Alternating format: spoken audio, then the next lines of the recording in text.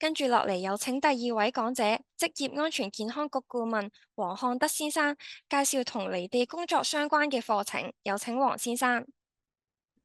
好，大家好啊！我姓黃啦嚇，係職安局嘅顧問同事啦。我今日咧就會同大家咧簡介一啲我哋職安局咧同離地工作相關嘅課程嘅。我哋職安局咧有十分多嘅課程啦嚇，其實咧同離地工作相關嘅課程咧都唔少嘅喎。我今日咧就揀咗咧以下呢五個課程啦嚇，去同大家講解一下啦。頭兩個課程咧都係同升降台有關嘅嚇。另外嗰三個課程咧，就係關於呢個嘅可伸縮工作台嘅。呢五個課程咧，都係喺我哋青衣嘅職安健學院上堂啦。而第四季嘅課程咧，會喺8月27號咧，就係擺上網咧。大家到時咧就可以係報名㗎啦。好，首先講咗一啲升降台嘅課程先啦。升降台咧喺香港咧都十分廣泛使用啦。建築地盤咧就當然經常會見到啦。但係咧除咗建築地盤之外咧，物業管理咧其實都經常見到嘅喎。通常咧可能佢哋會攞嚟做一啲係外牆嘅玻璃清潔啊，或者咧係會做一啲高空位置嘅一啲裝修維修工作啦。除此之外咧，其實廣告業咧都經常會用到升降台嘅喎。可能係一啲室內或者室外嘅一啲廣告燈箱啦係去升上去，去進行一啲換畫嘅工作咁樣啦。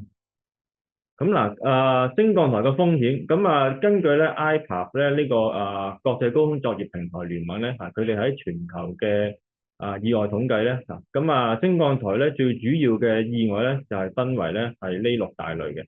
最多嘅咧就係工友咧喺升降台上面咧係跌咗落嚟。其次咧就係升降台翻側啦、反機啦。第三咧就係咧工友觸電啊，可能咧係嗰個升降台咧升上去做嘢嘅時候，電到附近嘅一啲係架空電纜啦。第四咧就係咧個工友咧被夾死啊，夾咗喺一啲升降台咧同埋一啲結構物中間夾死咗。第五咧就係咧個升降台咧係俾車撞。最尾咧就係一啲同故障有關引發嘅一啲意外。呢一個咧就係 IPAP 咧佢哋喺世界各地進行嘅意外統計啦。其實我哋香港咧喺過往幾年咧同升降台咧嘅意外咧其實都類似喎。我哋一齊睇一睇啦。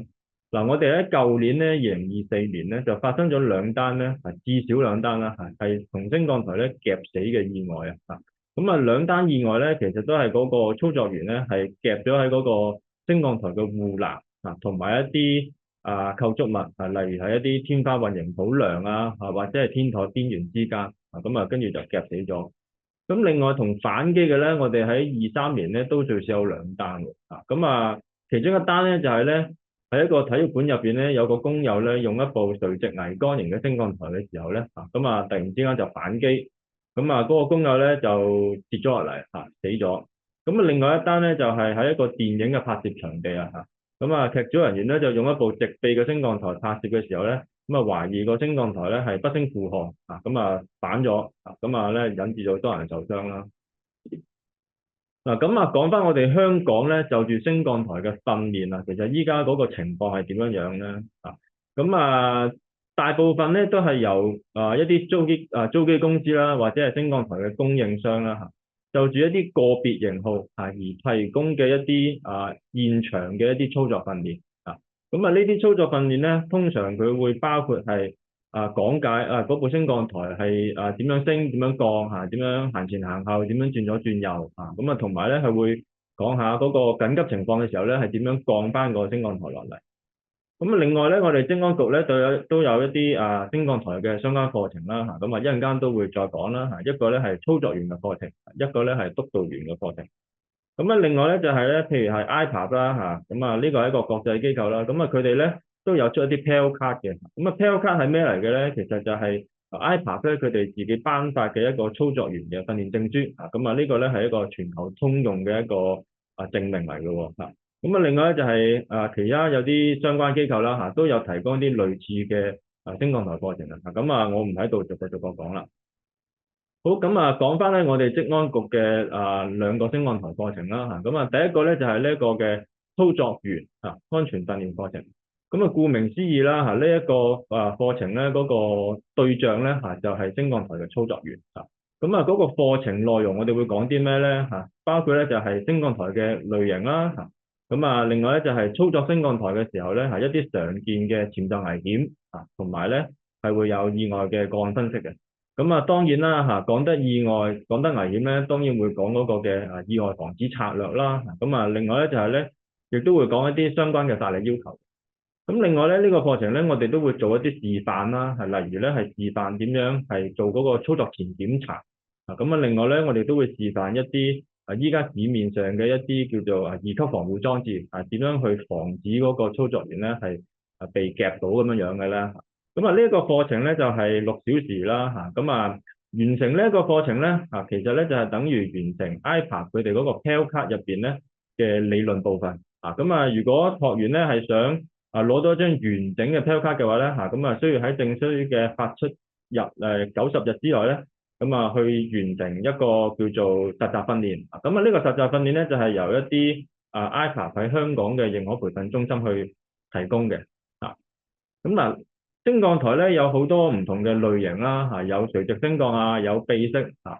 咁啊另外咧就係有好多唔同嘅穩定與調平功能啦嚇，例如有一啲係需要用腳撐嘅啊，或者咧有一啲係要用到一啲特殊地形係先至可以用到嘅嚇。咁啊究竟點樣為住嗰個工作去揀選一個最合適嘅工作台咧嚇？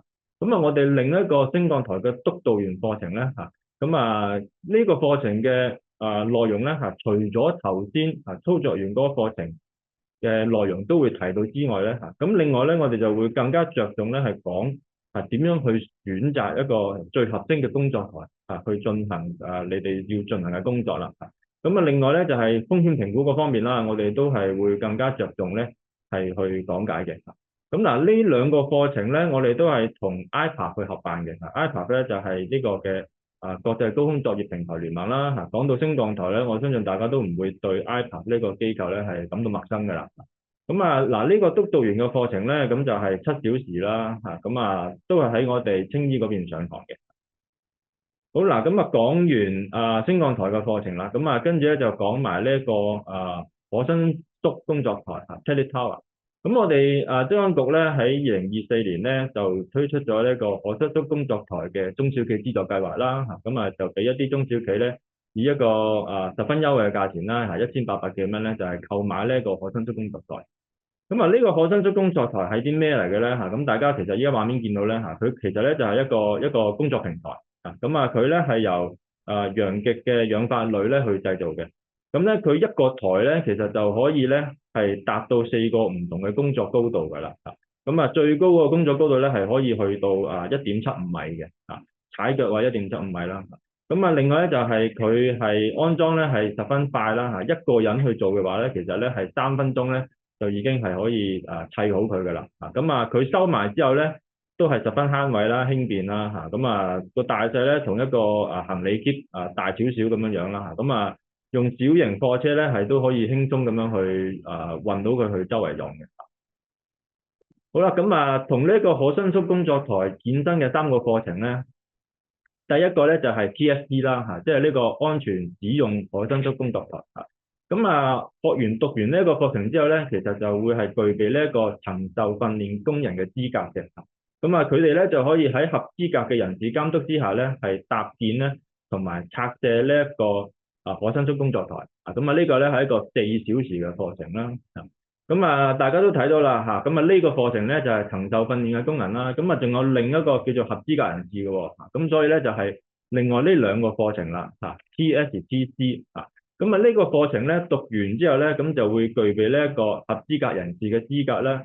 咁咧佢就可以監督頭先嗰一個曾受訓練嘅工人搭建同埋拆卸呢個嘅可伸縮工作台，咁同埋咧就係為嗰個工作台咧係進行定期檢查嘅。咁嗱呢一度大家見到啦嚇，呢一個合資格人士嘅課程咧係我哋分開咗咧係非建造業同埋建造業嘅。咁因為咧就住唔同嘅場景啦嚇，非建造業可能係一啲物業管理清潔服務裝飾佈置或者係汽車裝嵌或者係一啲維修嘅行業咧。係俾佢哋去係讀嘅。咁啊，另外建造業咧就係地盤啦嚇，或者一啲裝修維修或者係機電嘅。咁啊呢兩個課程咧咁啊分開建造業同非建造業咧佢哋嗰個嘅入學條件即係我哋嗰個收生要求咧其實都係有少少唔同嘅咁啊大家咧即係留意翻，喂你哋嗰個可伸縮工作台咧究竟係喺咩場景嗰度用咁啊咧係去讀翻一個相關嘅課程咁樣咯。好，咁啊我就住呢五個課程咧嘅介紹咧就去到呢度啦。好，咁啊跟住咧我將時間交翻俾主持。多謝黃先生嘅分享，跟住落嚟係觀眾提問環節。如果大家想問問題嘅話，歡迎點擊問答，輸入你嘅問題，我哋會隨機幫你發問嘅。咁有觀眾問到啦，升降台督導員課程同操作員課程嘅內容有啲咩分別呢？係嗱，兩個課程咧，首先嗰個對象都唔同啦嚇。我一個就係個對象係操作員啦，一個個對象咧就係督導員啊。督導員咧，其實我哋係講緊一啲例如係項目經理啦或者係一啲安全主任或者係安全督導員咁樣樣啦嚇。咁督導員嗰個課程咧，嗰個涵蓋範圍咧就係會廣泛啲嘅。佢除咗會講埋操作員嗰個課程嘅內容之後咧咁另外咧就會俾更加多嘅時間咧就係講點樣去選擇一部正確嘅升降台升降台有好多唔同嘅類型啦另外咧就有好多唔同嘅例如係一啲擺動軸或者係一啲延伸軸咁衍生咗好多好多唔同嘅款式咁究竟點樣就住佢嗰個工作去揀翻一部佢合適嘅工作台咧督導員課程咧就會有好多堂上嘅練習咧，去不斷咁俾大家去諗喂呢部機啱唔啱嗰部機啱唔啱咁樣樣啦咁呢個就係嗰個主要嘅分別咯。仲有觀眾問到啦，清潔行業用可伸縮工作台係咪就讀呢個 TSTC-NC 課程就可以呢？係係收到係咁清潔行業咧就我相信係屬於非建造業啦其實咧用呢一個嘅可伸縮工作台咧，其實我哋都係建議咧嗰啲公司咧係最少咧係派兩個同事咧係過嚟我哋呢度讀嘅。點解咁講咧？因為用呢個可伸縮工作台咧，其實係有兩個人士啦。頭先提到咧就係嗰個合資格人士同埋係嗰個尋求訓練嘅人咁一個咧係負責搭建另外嗰個咧就係負責監督嗰個搭建同埋咧係做一個定期檢查嘅呢兩個人咧係缺一不可嘅所以咧係就住頭先個問題啦清潔行業嘅話咧應該係要派一個同事咧係讀TSD 啦即係嗰個使用嗰個課程啦。咁另外一個咧就係讀TSCC-NC 即係嗰個合資格人士嘅非建造業嗰個課程啦咁樣樣咯。